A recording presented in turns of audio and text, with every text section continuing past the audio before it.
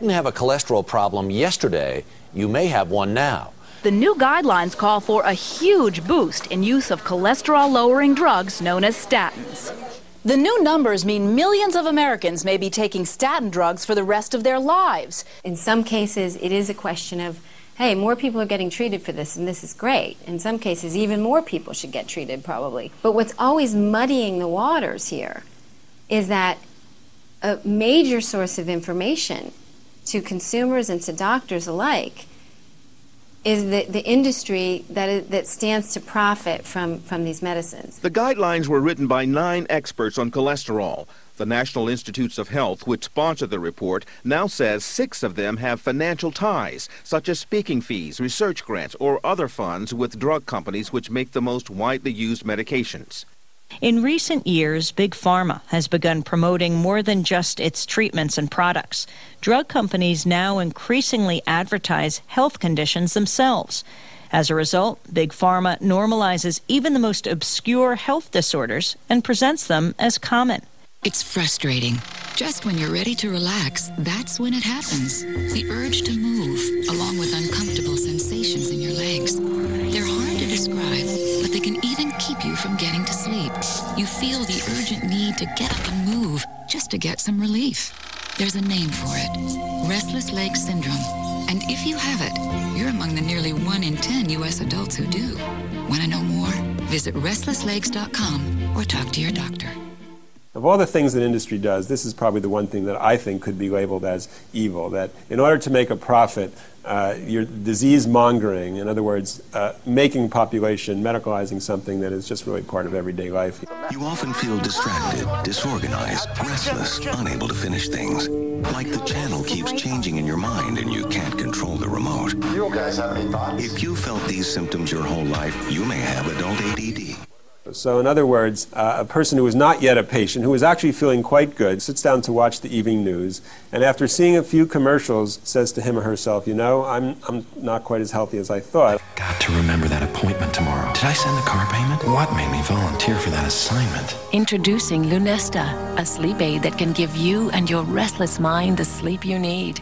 You have this huge phenomenon then, a huge increase in prescriptions, and there's this debate about what is this problem? You know, has it always been around? Is it a problem of behavior? Is it really a biomedical problem? What's happened now is you've taken a healthy person and medicalized something that was not medical, and this person may very soon end up on prescription medication. At work, I'm tense about stuff at home. At home, I'm tense about stuff at work. If you're one of the millions of people who live with uncontrollable worry, anxiety, and several of these symptoms for 6 months or more, you could be suffering from generalized anxiety disorder and a chemical imbalance. Because patent life can be extended if new indications are approved, companies are constantly searching for new diseases to treat with old drugs. Antidepressants of the Prozac variety, or SSRIs, are a good example of this practice. Originally approved for major depressive disorder, these drugs are now prescribed for a variety of mood and anxiety disorders. Each new indication approved promises increased profits and must therefore be promoted heavily to the public.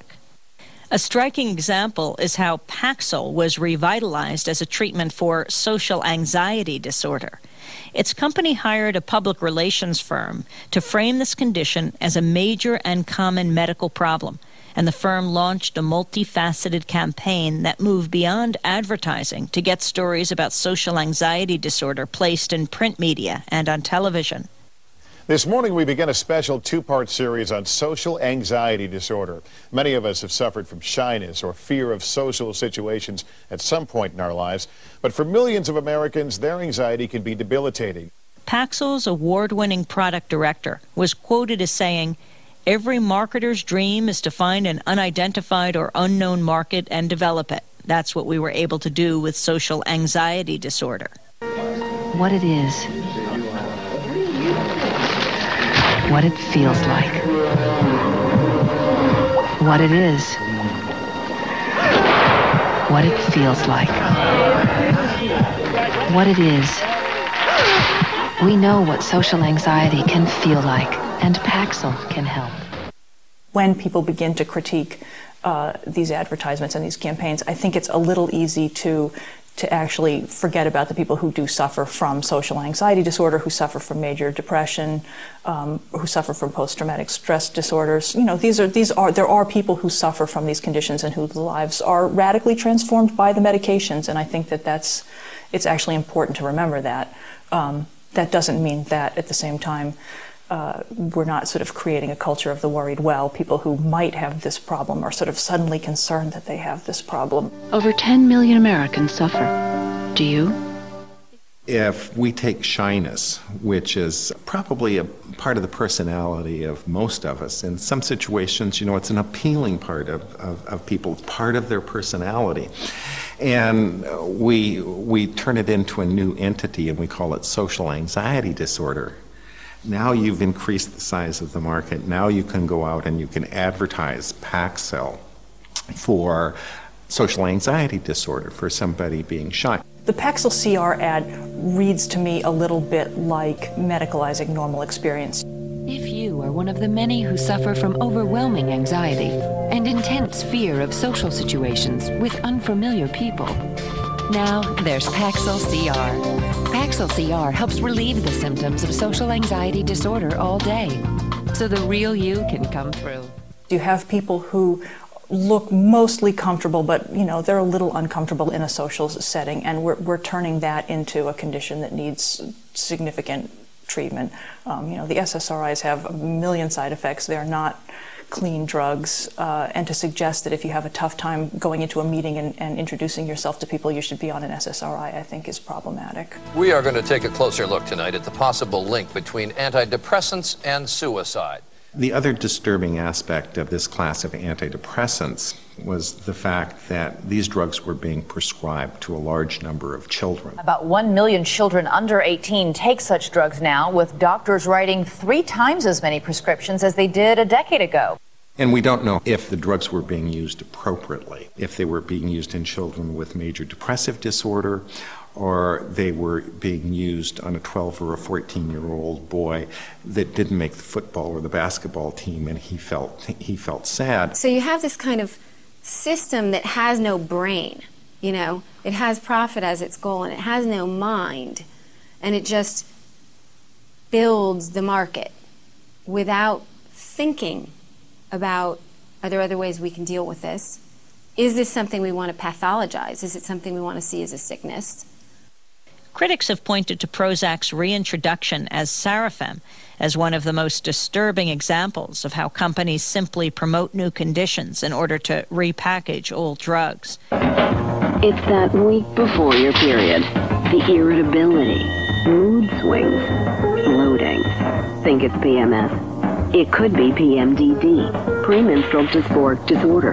Those intense... What Eli Lilly was very successful in doing to expand its market on Prozac was to essentially recolor it. Instead of a green capsule, made it pink, rename it Sarafem, and get approval to market it for premenstrual tension, which it called premenstrual dysphoric disorder. Drug manufacturer Eli Lilly launched a $30 million marketing campaign to inform women about their new drug that promises relief. The problem is Sarafem is not new, and the condition it's being advertised to treat might not even exist. Prozac and Sarafem are exactly the same thing. It's all a matter of image. Sarafem, the first and only prescription medication for PMDD. Once again, the pharmaceutical industry, through its advertising ingenuity, is able to sell us almost anything, even old drugs as new drugs. A lot of women would really be outraged if they knew that they were just taking good old Prozac, same dose, but priced, at my drugstore anyway, over 3 times as much as generic Prozac.